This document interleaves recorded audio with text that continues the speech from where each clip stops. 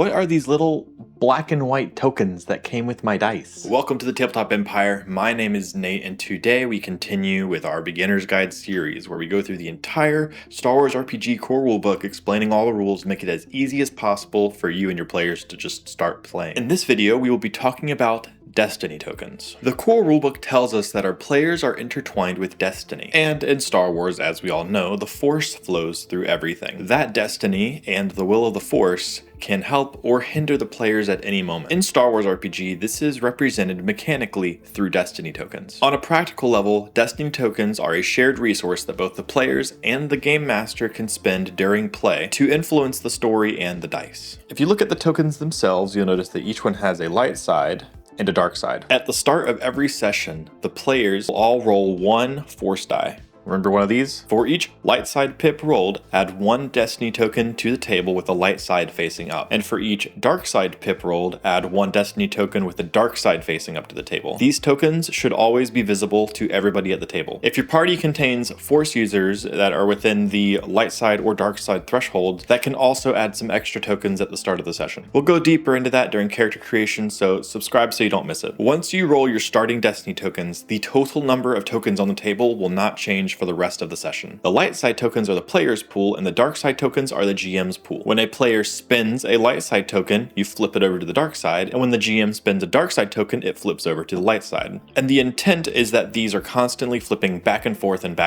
throughout the session. So what can you actually spend them on? The book highlights 4 ways that you can use the Destiny tokens. The first is called a helping hand. This lets you upgrade one of your ability dice during your check, increasing your odds of success. The players will use this on their own check, and the GM will use it on their NPC's check. The second option is called raising the stakes. This is upgrading the difficulty of an enemy character's check. Players might spend this to make an NPC's roll harder, GMs might spend it to make one of the players' rolls harder. And both of these first 2 options follow the same theme. Players spending light side tokens to help themselves, and the GMs spending dark side tokens to add some challenge or pressure onto the players. The third way Destiny tokens can be used is to activate specific talents. Some talents in your talent tree will explicitly state that you have to spend 1 Destiny token in order to activate that talent. The fourth option, and the most open-ended, is Luck and Deus Ex Machina. This allows the players or the Game Master to introduce new context into the narrative at any given moment. For the GM, this can justify reinforcements arriving, or a new environmental hazard, unexpected complications, or narrative twists that raise the tension. For the players, let's say you're badly injured and you're hiding from a bounty hunter.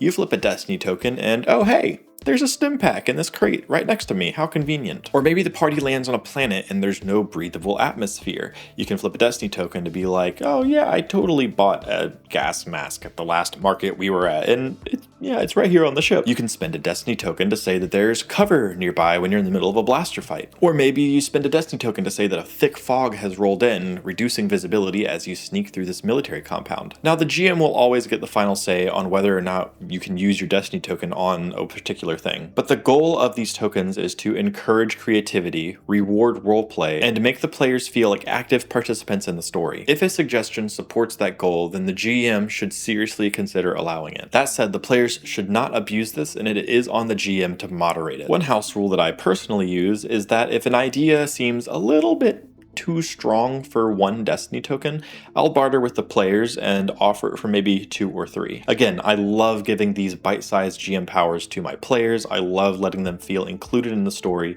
and so if it requires them spending more tokens, I'm all here for it. But again, that's not exactly rules as written, that's just my own personal house rule. And one last thing I really want to stress. Destiny tokens are meant to move. They are designed to flip back and forth constantly during play. I have had players who hoard their tokens because they are worried about the GM spending them in a way that makes the game more challenging for them. And while that's technically allowed, it kind of goes against the spirit of what the game's trying to do. On the flip side, I've played with GMs who almost never spend their Destiny tokens, and honestly, I can be a little guilty of this sometimes too. But it just feels bad when you're a player and you feel like, oh man, I really need one for this check, and oh, there's none available. Cool. When in doubt, just spend the token. Do not overthink about it. Don't try to hold on to them for that perfect moment. If your table is constantly having a problem where one side has all the tokens, one trick that I've started to use super recently is that no matter what, if all of the Destiny tokens are flipped to one side of the pool and it's on my side of the pool, I will always spend one on the next check to give one back to the other side. But again, that's also just kind of a personal thing. You don't have to do it, It's just a suggestion. There aren't many hard restrictions on Destiny tokens, but there is one important rule to keep in mind. Each player may only spend one Destiny token per individual check. Technically, both a player and a GM can both spend a token on the same check, the players to upgrade their dice and the GMs upgrading their difficulty. But again, for the sake of narrative play, don't try to just counter each other for the sake of it. Use these Destiny tokens to serve the story, not just try to win tug of war. And there actually is one more rule for Destiny tokens which can help with this countering thing, and that is the active player, so either the player or the GM who's forming the dice pool, they have the first chance to use the Destiny token. Once that player has decided to use a Destiny token or not,